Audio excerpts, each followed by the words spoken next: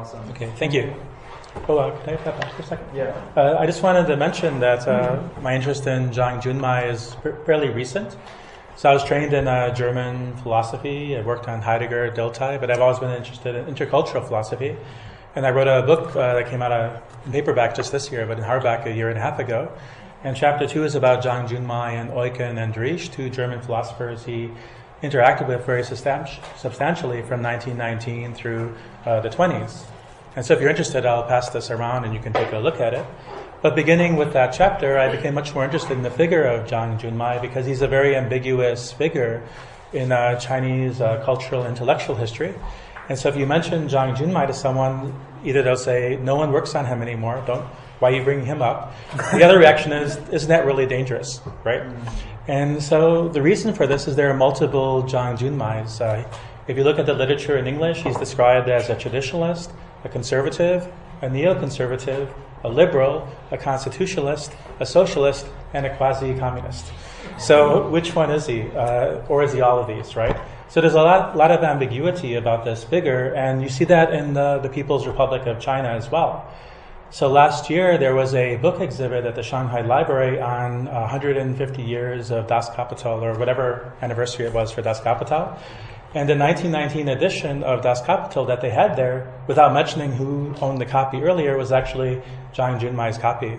There was a big print of his name on it, so anyone who knew the name would recognize who it is.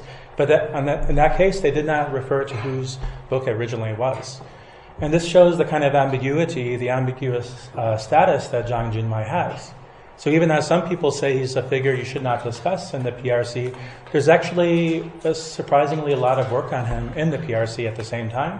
There are books, articles, dissertations being written about him.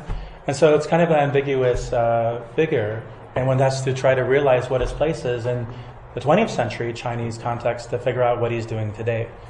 And so in many ways you might say he's a ghost haunting Chinese history. And that's actually an appropriate term because his opponents during the May 4th and New Culture movements accused him of representing the ghost of metaphysics. And so one interpretation of him is that he represents the ghost of the Chinese past, threatening its modernization. This is Zhang Junmai as conservative, as a traditionalist, as Confucian. But another ghost might be the ghost of democracy, because another side of Zhang Junmai's enterprise that's not often integrated in understandings of the first side, the Confucian side, is his emphasis on human rights, constitutionalism, democracy, socialism, and so on. So obviously I can't fix all these problems or understand them all in one paper, but I want to see how he fits a number of these ideas together. So as some of you have noted, and by some of our talks and in recent discussions, there's a debate about whether Confucianism is compatible with democracy or not. And of course, there are a number of new Confucians in China today who argue for a very, from a Western perspective, odd view of democracy, because usually it would not be understood as being democratic at all. It is the rule of cultural political elites, usually through an idea of merit, for example. So most of the so-called new Confucians of the current generation represent this kind of politically conservative position. And often it's not incompatible with the Communist Party politics, but is deeply complicit with it, you might say. They both agree that certain elites have to be in charge.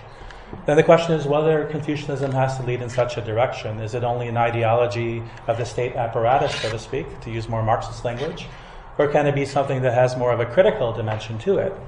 And so if we go through the history of 20th century Chinese thought, we find one philosopher who actually emphasizes the self-reflective, the rational, the self-critical component of Confucianism.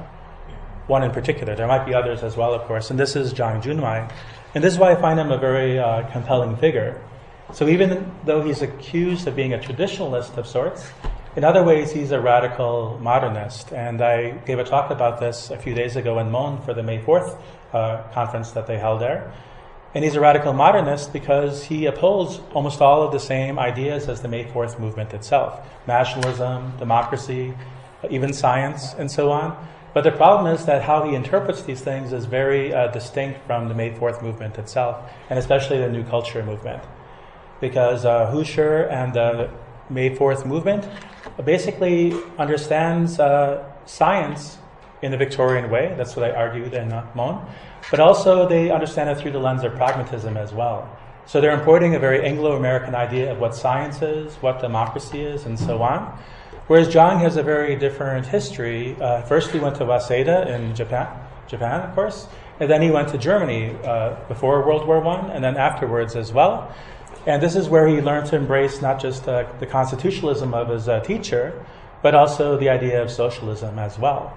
So part of the kind of forgotten side of Zhang's enterprise is that he was one of the first Chinese to translate Soviet documents into Chinese.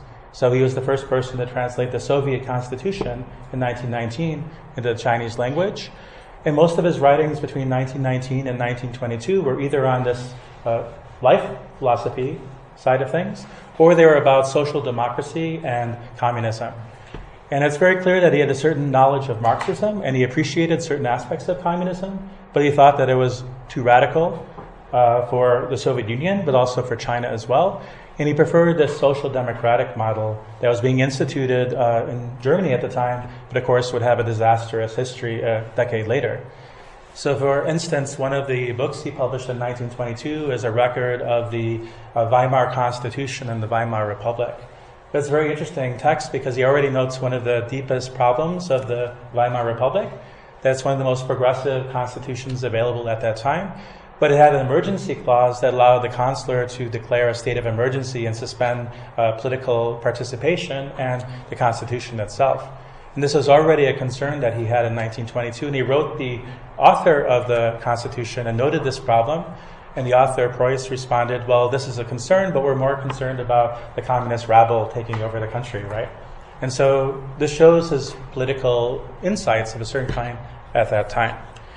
So again, we might say that even though he's associated with as being an anti-May 4th intellectual, in fact, he shares many of the ideas and aspirations of the May 4th movement. But at the same time, he quickly becomes a critic of it as well. So the original title of this talk was the Life View and Science Controversy, which he inaugurated through this lecture he gave on life views in 1923 at Tsinghua University. Then the whole new culture movement reacted against his speech and accused him of being representing the ghost of metaphysics and so on and so forth. So that debate is a really crucial one in the formation of the discipline of philosophy in China, but also the notion of Chinese modernity as well. And it's interesting that Zhang is accused of being a conservative, a traditionalist, and so on. But his defense is actually within the tradition of German idealism and contemporary German philosophy that he was learning, for example, in Jena from 1919 to 1921. So, for example, this distinction between life view and science is could be rejected from a Victorian view of science, relying on Huxley and Clifford and so on, the figures that Husserl and Ding were appealing to. But if you were reading neo-Kantian and life philosophical literature from Germany at the time, you knew there was a difference between a life view, which is based in feeling, experience, and expresses a feeling of life on the one hand, and sciences on the other hand. So even the positivists of the Vienna Circle realized there's a distinction between the two. So, for example, Carnap in his polemic against Heidegger doesn't critique Heidegger for having a life view, but he critiques Heidegger for confusing his life view with a objectively possible discourse. So that's one dimension of Zhang we have to keep in mind then. So again, to tell you a little bit more about him, he was one of the major key intellectuals of the Republican era. And afterwards, he went into American exile, where he's sort of remembered for his works on the history of NewConfucianism. And to that extent, he's sort of become a neglected figure compared to his compatriots such as Mo Tsung-san and Tang Junyi and Xu Fuguan. And there are a number of reasons for this. One is that he was living in the U.S., pretty much fairly isolated from Chinese academic life. So he didn't have the lineages of students at Chinese university and other places that the other figures had. So in that sense, his kind of message was interrupted. And another point to consider is that his works on philosophy are fairly essayistic, whereas Mo Tsung-san and Tang Junyi wrote these great treatises. Zhang is pretty much an interpreter through essays of moments in the history of philosophy. And his most systematic works are actually on political philosophy. and on the history of Confucianism, or in Chinese, the history of German philosophy as well. So how does the idea of New Confucianism fit in here? This is something we need to consider that Alich raised the other day. The very idea of a New Confucian thinker, of course, is a controversial one and is itself a very new one. So Zhang, Motsang-san, Tang Junyi, and so on, they didn't call themselves New Confucians, right? They call themselves Confucians, but then they added certain descriptions of what their Confucianism entailed. And this was true of Zhang as well. So Zhang, in his writings of the 1920s, usually doesn't give a direct defense of Confucianism in terms of Asian philosophy or Oriental wisdom or intuition. He's really suspicious of those kinds of strategies.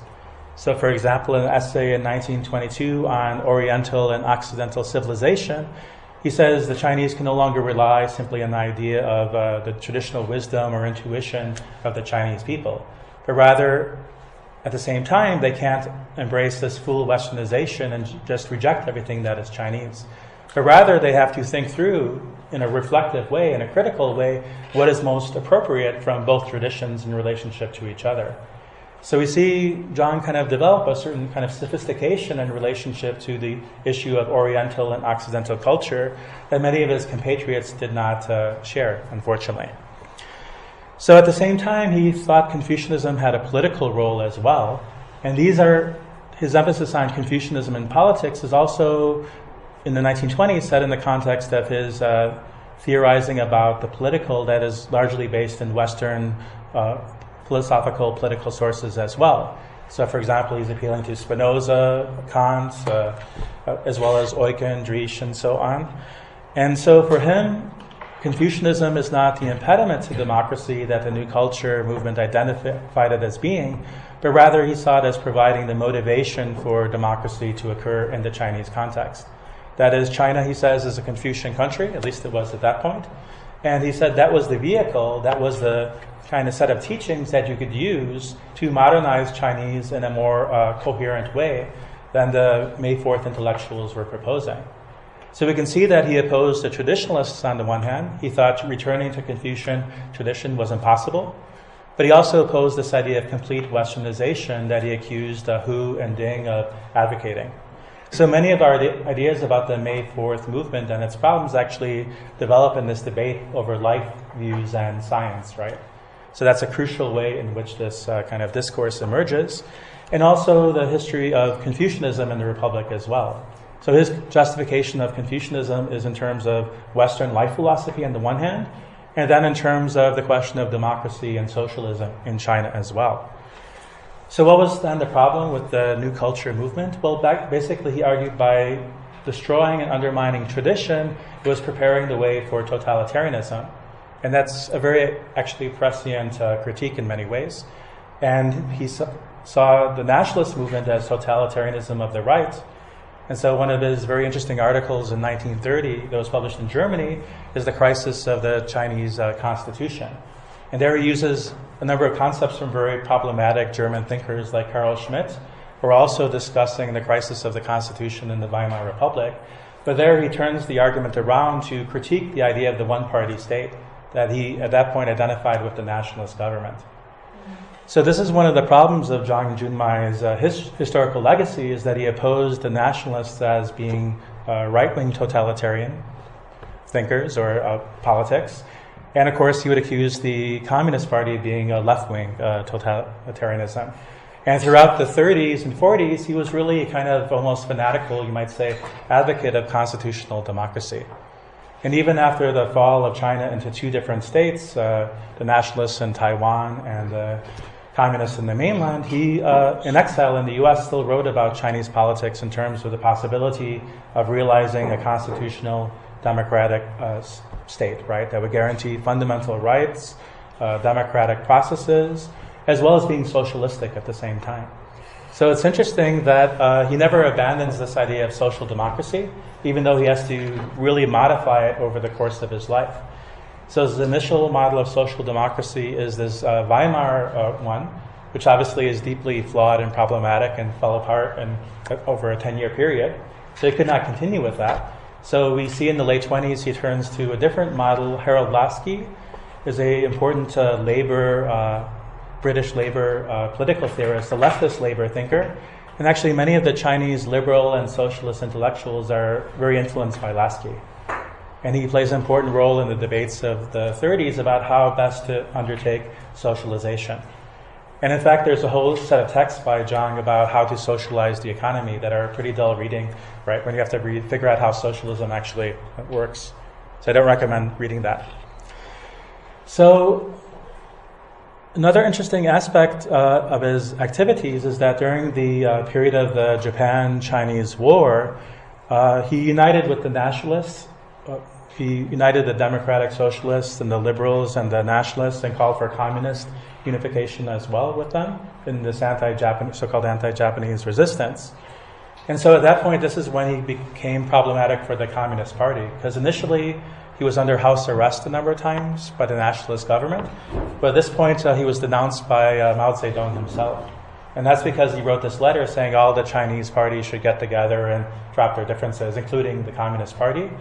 But the communists were out in the north in the wilderness doing their thing, and they did not want to do that at all.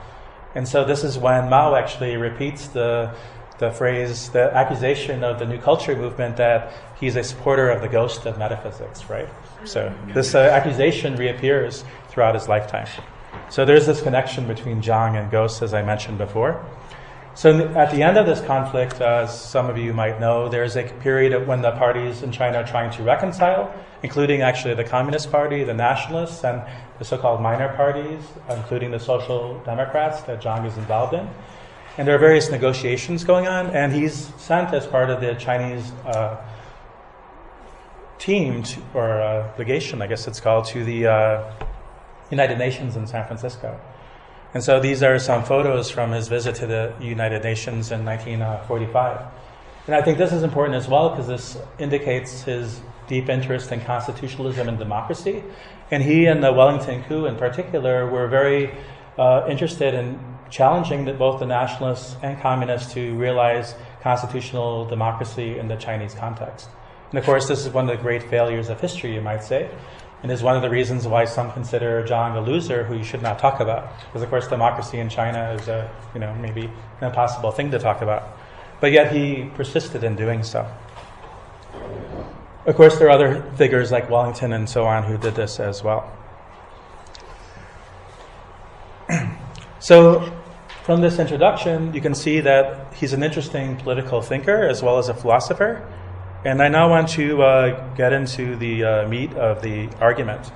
So how is he both a Confucian, a socialist, a Democrat? How do these things fit together? So I want to turn to some of his texts to look at how we might conceive that in a coherent or consistent way. Because one criticism of Zhang is just that he's opportunist, he's incoherent, right? He just does different things at different times, and this doesn't hold together. But I want to briefly first discuss a text that Alich talked about yesterday, the so-called NewConfucian Manifesto. And again, they didn't call it a NewConfucian Manifesto, they didn't use that phrase, but that's what it's been retrospectively labeled by John Maycomb and others. And so we can consider it in that regard. And it's interesting that the NewConfucian Manifesto, right, is published in two journals that are actually associated with the social democratic movement. One is a journal that's National Renaissance that Zhang actually founded in the early 1930s as part of the social democratic movement. And so all of these figures are to one degree or another related not just to Confucianism, but to the project of social democracy as well. So Mo Tsung-san, for example, was very active in social democratic politics throughout the 30s and 40s as well. And so there is a kind of ideological unity here between these different figures, despite all their philosophical and political differences. And this should really make us think about how this manifesto has been described in the literature, because as Alich mentioned yesterday, it's often called a conservative text, right? But I'm from America, and when you call someone who advocates socialism a conservative, that's usually very confusing to me, right? So in many ways, he seems like a leftist, and even the NewConfucian Manifesto itself seems fairly progressive in many ways. So of course, it might be conservative from the perspective of the Communist Party, but it's fairly liberal, fairly left from most other perspectives. And we can see that because it advocates anti-colonialism. It has a critique of colonialism, Orientalism, and it advocates democracy. It believes that a democratic future is possible in China and that this communist thing is just a passing phase. Well, they were definitely wrong about that to a certain extent, but they still had this aspiration that the Chinese people could realize democracy and that democracy was not incompatible with the so-called Chinese national spirit. So, of course, you might know some of the figures who wrote this. And it's interesting as well that 3 of them are students of Shang Shi, but the other one, Zhang Junmai, is not a student or related to them in that way. So his connection to them is through this social democratic political milieu in the Republican era in the 30s and 40s.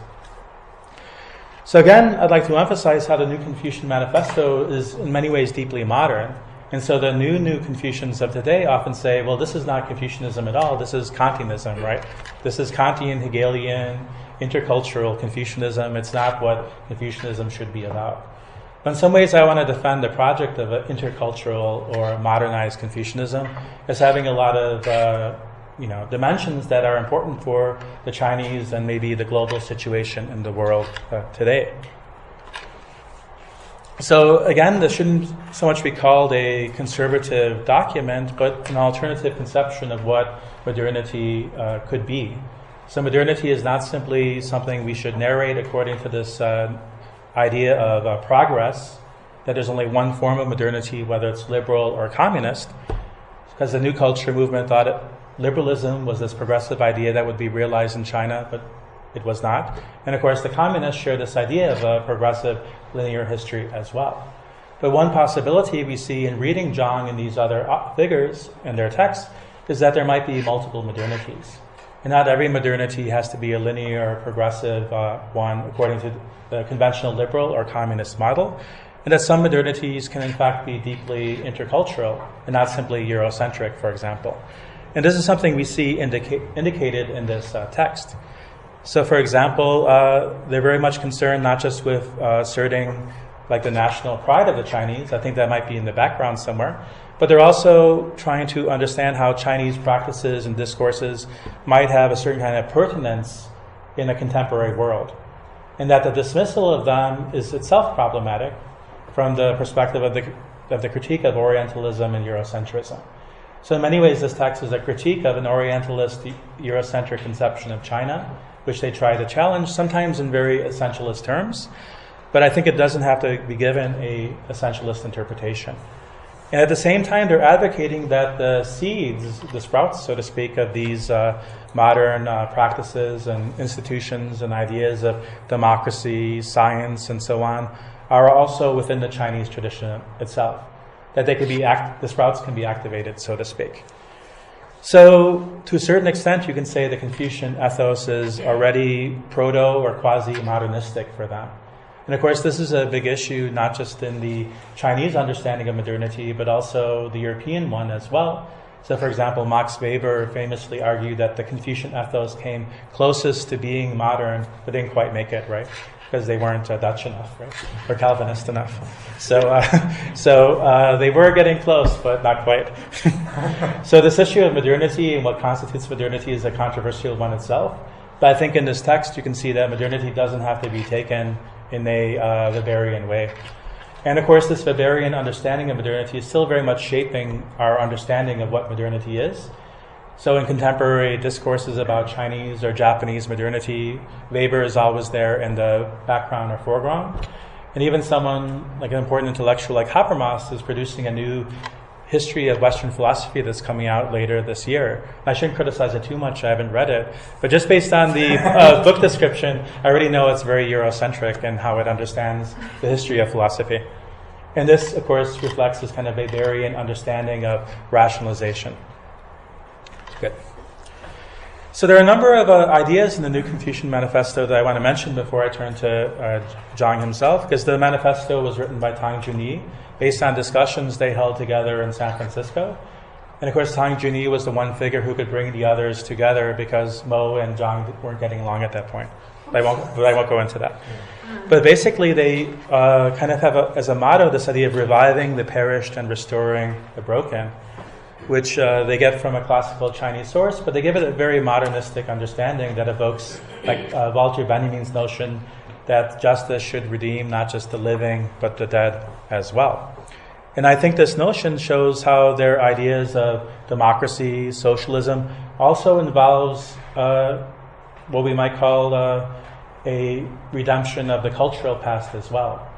And this has become part of the so-called progressive question today as well, whether a progressive political or social political stance is simply about justice and equality, or does it involve the recognition of the multiplicity of different cultures at the same time?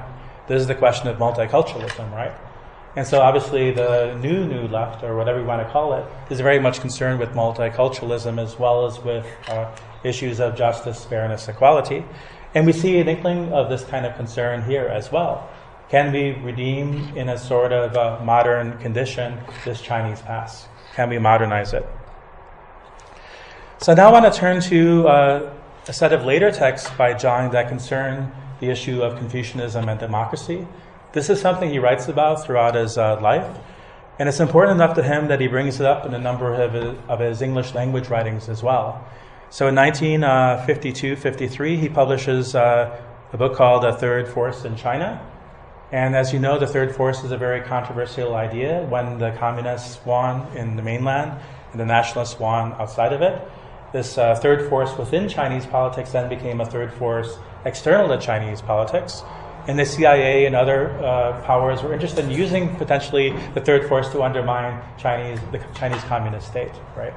And Zhang Junmai himself had these connections with the American government at this point. They were talking to him, discussing ideas with him and so on about the future of China, but they were actually recording his activities too. So whenever he traveled to Asia, to Japan or South Korea, there are CIA records like who he met with and so on. So there are a number of records about which Japanese socialists he met in Japan when he visited there, for example. So some of these documents have been released in recent years through the Freedom of Information Act. But there are probably many more to be looked into as well. And so basically in this book, The Third Force, he analyzes the failure of Chinese modernity. And it begins with his critique of the New Culture movement, right, that it's cultural totalitarianism, basically, totally eliminating the past, is actually not creating the conditions of a new society, but eliminating the conditions, the motivational force to create a new society. And then he says the nationalists only pushed this project further by declaring China to be a one-party state and enforcing that very severely throughout their reign. Then this is how communist China could emerge from that kind of situation. So basically he sees the history of modernity being a disaster, and this is actually a phrase you see in the NewConfucian Manifesto as well. Modernity so far has been pretty disastrous for the Chinese world, right, for China. So why is this the case? Well, the history of the 20th century shows this to this point, right? But just as the NewConfucian Manifesto remains optimistic that the Chinese will eventually find democracy and freedom and so on, this text does so as well. And a crucial element for him is actually Confucianism. So in this world where you have one-party state of the nationalists and the communists, what is a possible alternative to that?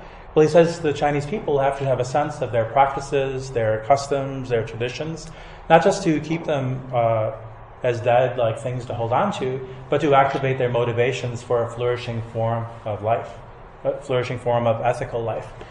And this, there's an actually a Hegelian side to Carson Chang's project that I want to mention at this point. So in his lecture courses of the early 30s, he's very unusual in emphasizing not just the priority of the state in Hegel, which is very common in Germany and East Asia at the time.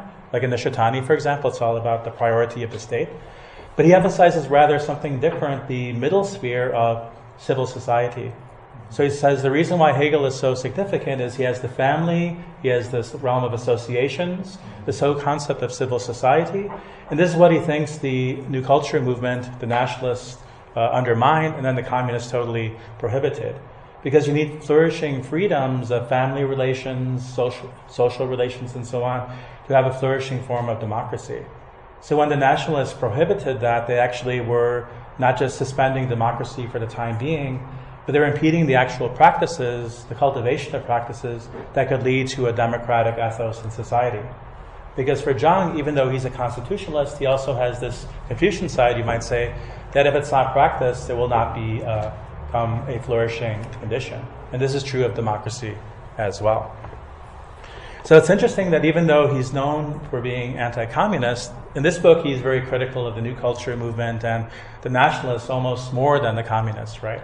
So he blames Sun Yat-sen in particular, right, even more than Mao, it seems. Because Sun Yat-sen was kind of the precondition for Mao in his view. So there are a number of issues that we see raised in this text as well. So even though he's in North America, and that's there's the anti-communist scare going on, it's McCarthyite America, and so anti-communism is one of the major keys there. He's still interested in talking about socialism at the same time. So in some way, you either have to say he's very idealistic and naive, or he's just not really concerned about raising points of view that other people would really dislike. But he's talking about social democracy at this point, right? And he's still actually willing to even include Marx in this tradition as well. So when sometimes he's described as an anti-Marxist, that's not quite the case, because often he relies on a Marxist analysis of the material conditions and the economic conditions going on, but he thinks that that's just one element of analysis. The other analysis has to be the ethical, the so-called spiritual one that he emphasizes and that he discovers through life philosophical sources, Kant and Hegel, but also Confucianism as well. So in this sense, he's very interesting compared to later thinkers who try to combine Marxism and Confucianism. But just so happens in this case, he's a radical critic of the Communist Party at the same time. So for him, social democracy is the way to go in modernity, but at the same time, it has roots in Chinese history as well. And so, for example, he discusses elements in previous political regimes, but also philosophical models that have either democratic or egalitarian tendencies within them. And he sees egalitarianism, democracy, this kind of participatory ethos as not being contrary to the Chinese national essence, but being one tradition in the midst of others. So China for him is not just one continuous history of all where Confucianism is always the same and everything is always the same, right, as Hegel said, but rather there's always change, transformation, and adaptation of different ideas. And for him, Confucianism has always been an adaptive philosophy. So it adapts to the legalist insights of the Qin dynasty. It adapts to Buddhism coming from India. It adapts to be the conquest of the Mongols and the Manchurians, and so on. So for him, Confucianism has to be understood in a dynamic way. And of course, more traditional Confucians found this really untenable. So one example of this is that in a lecture at a Korean conference in Seoul in 1965 with Tong Lu, a Korean scholar actually says, well, aren't you just a Kantian? This is not really Confucianism at all. And then he tries to explain his point of view, but the other scholar is still very critical. Then Tong Junmai jumps in and says, well, we agree with Kant only insofar as he agrees with Confucius, right? But they're playing this kind of game with these different figures to that extent. So one element of his thinking that I want to take up as well is this idea of Oriental despotism. So beginning very early in the Western reception of Chinese culture, but also Asian culture in general, figures like Montesquieu and then later early racial thinkers in the late Enlightenment period that influenced Kant, for example, developed this idea of a racial typology of different peoples. And then they associated the so-called Mongoloid peoples with Oriental despotism. And they said the essence of the Asiatic is to be despotic, authoritarian-driven, and so on and so forth, right? And they have no capacity for freedom whatsoever. And this kind of Oriental despotism thesis is very powerful in Western thinking about Asia, even today, and especially with discourses about China, given its political condition. And it's interesting that this is a thesis that he seems to be responding to in a number of these works, including this one. So he's writing this in America. He knows most Americans think the Chinese have no capacity for individuality, subjectivity, democracy, freedom, or anything like that. And he wants to say, well, it's not that simple, right? There are elements that correspond in their own cultural context to freedom, subjectivity, and so on. And so we see that based on this analysis, right, the Chinese are not intrinsically necessarily authoritarian, driven, and so on and so forth. So in this sense, they do have the seeds, the sprouts, and he uses this Mencian phrase often, for developing a democracy of their own, maybe in their own terms. And this comes back to this idea of multiple modernities then. That modernity doesn't have to take on one form. And so, like his friend Wellington Koo, right, he argues that democracy, freedom, constitutionalism are not simply European, but they can also gain a foothold, have a foothold, and can become flourishing institutions and practices in diverse cultures around the world, not just in China, but India, and so on and so forth. And actually, talking about the relation of China and India, Zhang has this book from the late 1940s when he was on a lecture tour in India, where he actually compares the problem of democracy in China and India. And he thinks that Indian situation is much better, obviously, at that point, because that was recently after the communist takeover. And so there is a certain idea that modernization in China cannot involve democracy, but will proceed on an authoritarian basis. And often this is called an Asiatic model, right? That you can have capitalism and all the benefits of that side of modernity without having this other side of modernity as well.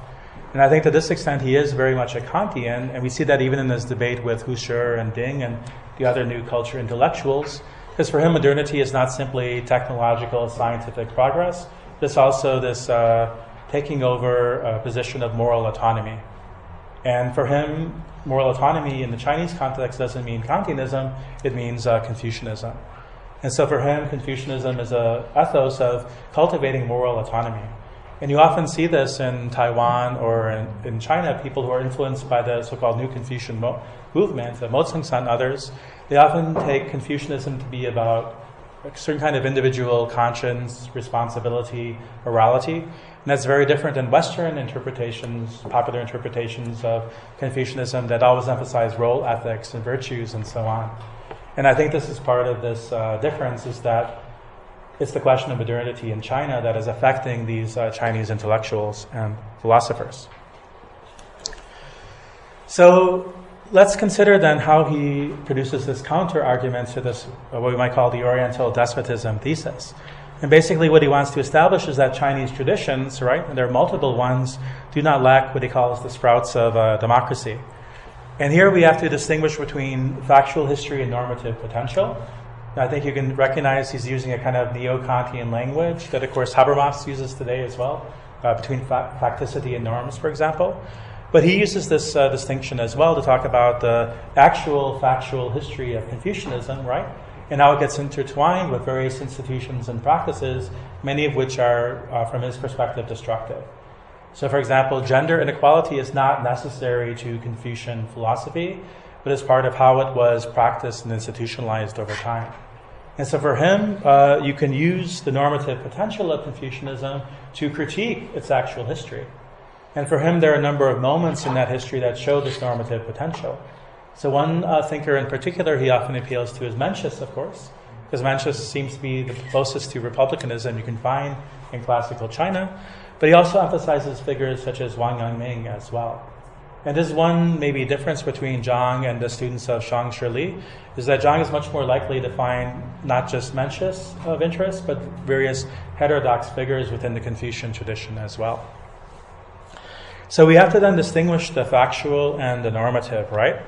And we have to consider the conditions under which Chinese society has grown, and whether those conditions can actually be reconstructed to have a flourishing democracy. And so he returns to what he calls the political ethos, right, of the Mencius. And of course, this is a really controversial way of reading the Mencius, but it's an interesting one. And I think it shows that he is quite willing and quite, with knowledge, intentionally knows that he's reconstructing the Mencius to a particular extent. And for him, that's totally compatible with Confucianism, because Confucianism has always been reconstructed through various historical periods in relationship to various internal forces and external forces as well. So he thinks he's a true heir of Confucianism to that extent, that he can rethink it in these different conditions. Whereas the person who can't rethink it actually is not following the ethos, but is following the dead letter, so to speak. So again, Confucianism arose under conditions of basically what he calls absolute monarchy, right? And so the history of Confucianism is one where a certain ethical philosophy is constrained by the political system with which it interacts. But at the same time, he argues it shapes that political system in return. So on the one hand, you might say Confucianism has to adapt itself to absolute monarchy and support it. But at the same time, he wants to emphasize that it can also serve as a check on the role of the Chinese emperor and monarch. And so for him, Confucianism is not just an ideology of justifying power, it's also a form of critiquing power as well. And if you look at the Confucian tradition, there are, of course, very conservative thinkers, but there are also these reformist thinkers as well who often go back to the Mencius texts that were not allowed to be spoken about at the imperial court, for example.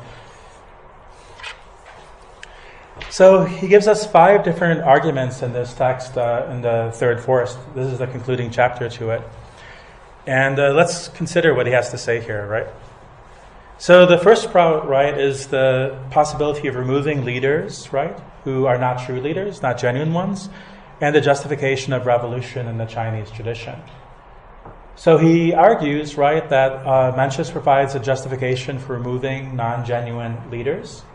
And this is true of an ethos throughout the imperial period, but can also be of relevance in contemporary China as well, right? That's his anti-communist statement. And also, there's a tradition of revolution in China as well. And so even though the revolutions were often inspired by bad ideas, they still, this kind of almost a Blochian kind of quasi-Marxist argument, they express the hopes and aspirations of the Chinese people. So there are all these quasi-Taoist peasant rebellions at the end of the Han Dynasty, for example, and those are usually seen as irrational and bad and so on, and I think he would agree with that as a Confucian to a certain extent. But at the same time, you can see that there are genuine aspirations and hopes being expressed through those revolutionary activities. So you can see that there's actually a kind of quasi-Marxist side to his thinking as well when he makes arguments like that, even though they're now in opposition to a communist party. So, for example, he talks also about the Tong Lu Revolution, right? The expulsions of disqualified monarchs. And this was a model for Mencius, but also for later Chinese reforms and revolutions. So for him, this means that the Chinese tradition, political tradition, is actually able to have a sense of change and justify change as well. Even though, of course, this was highly contested in the Chinese tradition and made a text like the Mencius very controversial. So he actually goes as far, right, and this is actually a phrase that a number of commentators talk about and I think is funny, right, but I'll talk about that in a minute. He says the justification of revolt, right, in the Chinese tradition in Mencius is actually comparable to Jefferson's justification of the American Revolution. Then commentators are like, Mencius is not a radical Republican, right? And this is true. I don't think Mencius is a radical Republican. I don't think actually he thinks it's a radical Republican position either. But his argument is that this is actually compatible through the notion of hope and aspiration with a Republican revolutionary spirit. So you can see how on the one hand we have this Confucian side to his interpretation. At the same time we have this very modern Republican democratic socialist position at the same time. And for him, another element of this argument is that, well, the European Enlightenment is thought to be European, but if you study German philosophy, you know that actually the European Enlightenment, especially in Germany, but also France and England and so on, is a very popular topic with Van Noorden's book and so on. The European Enlightenment was actually influenced by other non-European ideas, including Chinese ones as well. So Voltaire, for example, is a Republican thinker who explicitly appeals to a certain idea, a mythical idea, but it's still an idea of China, right? And we see this in Leibniz as well, this interest in Chinese politics as being a critical model in relationship to Europe. And so this is something he mentions as well, that Enlightenment is not contrary to the Chinese essence or spirit, right? Good. So what then is the second sprout? Well, here he wants to point out there are a number of sources, the Book of Rights, for example, the Mencius, and he says so on, right? There must be a lot then. But it calls on leaders to listen to the voice of the people, which he takes as being attentive to public opinion.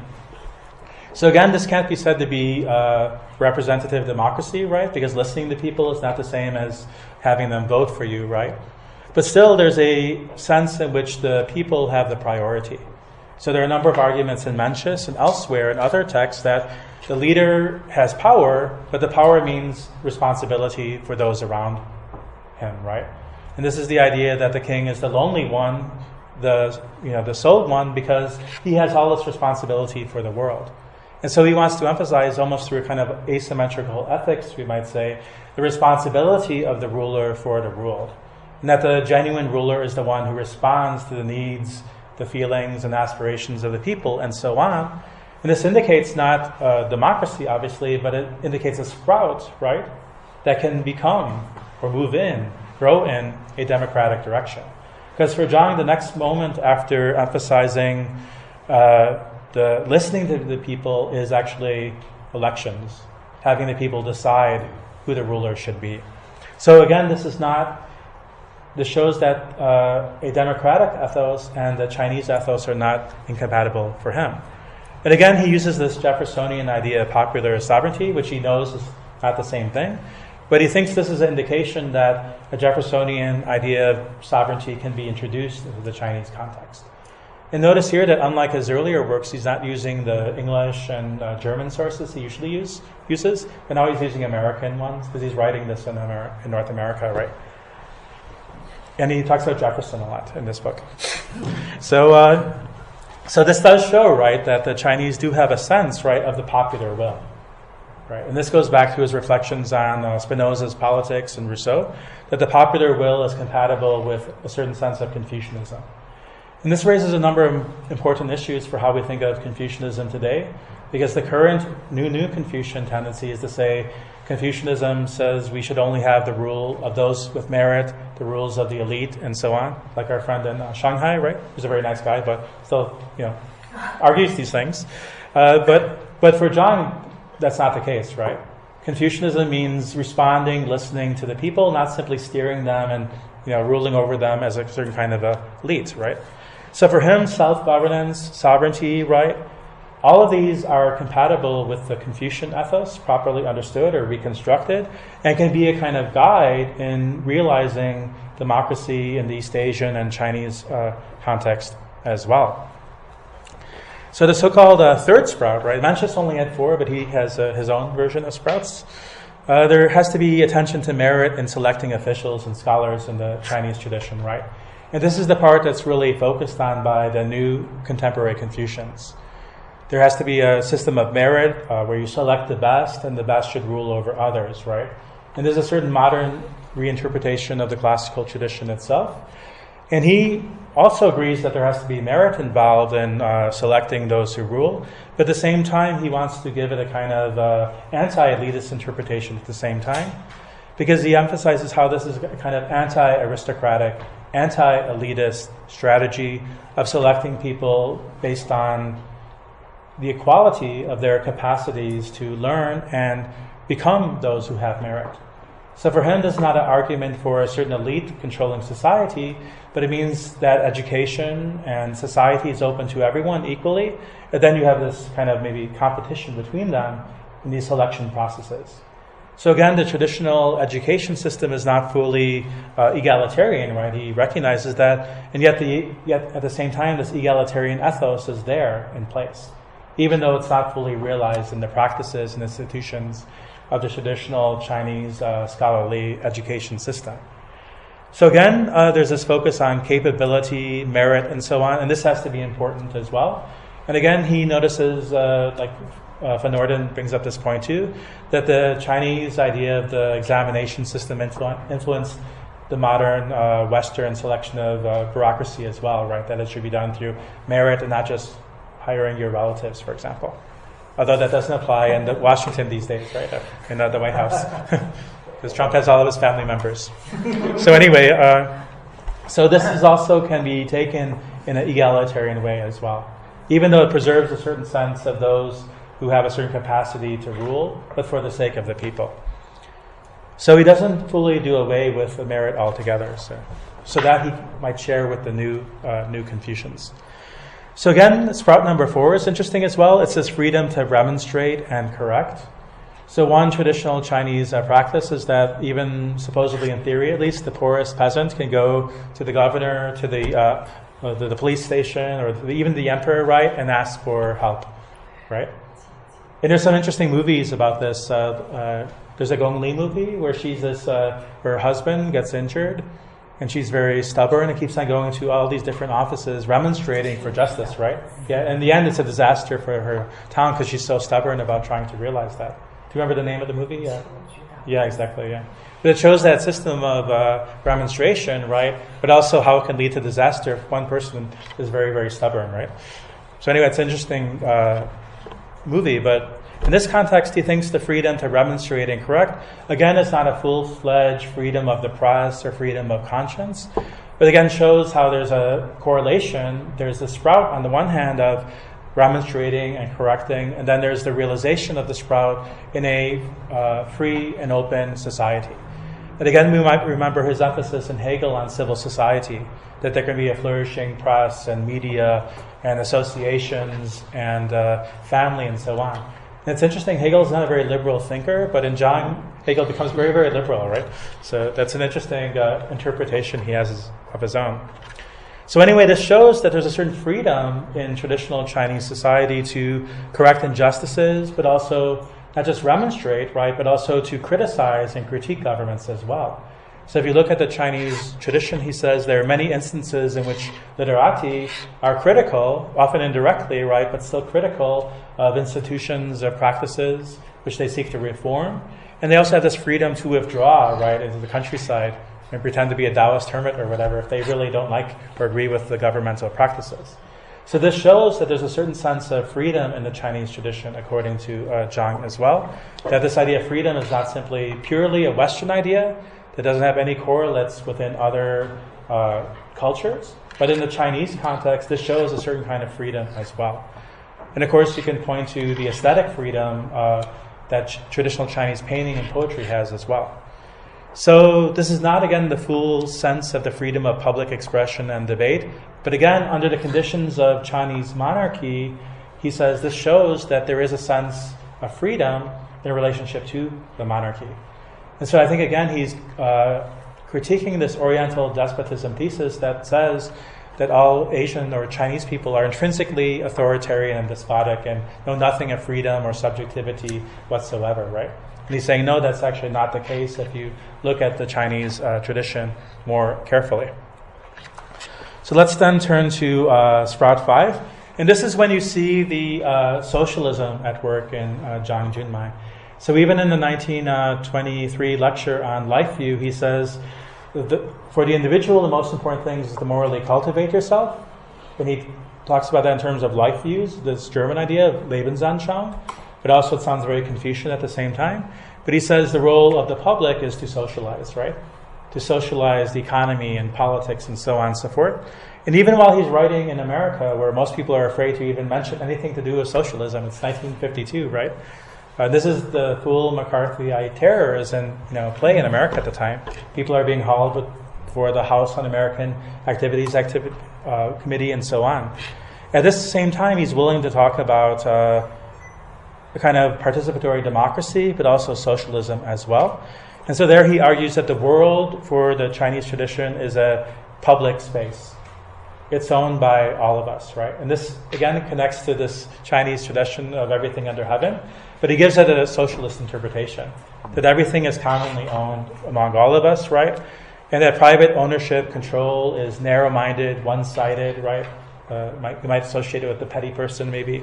So for him, the Chinese tradition is intrinsically conditioned by its political context of having the imperial monarchy in place and so on. But at the same time, it develops tendencies that check and counter that imperial power at the same time, and this is one of them. So there's a sense of a publicly shared sphere in which all can participate. So to this extent, the idea of the civil society, the public sphere that he reads in Hegel, is also perceived by him to be at work in the Chinese context as well. But here the public sphere is not just civil society, it's the entire world, right? And I think he's drawing on Wang Yangming in particular, who is the most important Neo-Confucian thinker in his thought. So again, we see here how this sprout as well indicates that the Chinese have this egalitarian, democratic ethos as part of their tradition that they can actually reactivate and use to motivate a new form of modernity for themselves. That they don't have to be simply beholden to just externally imposing a Western model, like the pure Westernization paradigm that he also criticizes with the communists. But there's an alternative in correlating one's own tradition with other traditions at the same time. So he really is an advocate of taking over Western science, philosophy, politics, and so on and so forth, but not simply imposing it from the outside, but figuring out how to work it with the Chinese tradition, that it can lead to a flourishing, sustained condition. Because he thinks if you externally impose democracy from the outside, it will not be sustainable. But if you connect it with this kind of Confucian ethos, then it can be sustained at the same time. So I'll begin to draw to a conclusion. Sorry, I'm talking a lot, I guess. So, of course, there are limitations of these routes in the Chinese tradition and of nourishing them in the contemporary period. And so this is where the Western tradition becomes very important for him as well. It's only vis-a-vis the Western tradition that he can rediscover what is truly egalitarian, republican, democratic in the Chinese ethos. So at the same time that he's emphasizing the Chinese tradition, he's very much reading it in relationship to the Western tradition as well, or a number of Western traditions. And so we have to consider this as well, that he very much is aware of undertaking this intercultural, political, philosophical project here. That there's nothing that's purely Chinese about it anymore. So what then does Confucianism do? Some people might cynically say, well, this is just a replacement for Kantianism, right? Just as the Social Democrats in Germany combine Kant with Marx, like he's combining Confucius with Marx. But I think it goes a little bit more deeper than that, because he sees Confucianism as having a certain kind of motivational force that, say, Kantian ethics would not have in the Chinese context. So he basically is arguing that through the basic ethos and the normative principles, right, of the Confucian tradition, it can be reconstructed in contrast to its actual detrimental practices with which it was associated. At the same time, it's adapted using these Western social democratic conceptions and models as well. Maybe no longer Weimar Republican social democracy, but the Labour movement party in England and in the UK was an example for him as well as Nehru's politics in India as well. So what then can we do about with Confucian democracy or Confucian social democracy? Well, I think there are three different perspectives we can draw from this discussion.